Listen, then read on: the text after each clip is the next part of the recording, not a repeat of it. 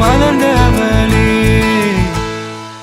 உறவெல்லாம் ஒன்றாக, விழியெல்லாம் தேனாக, இருளெல்லாம் தூளாக, பறவை கூட்டில் வெண்மீன் பூக்க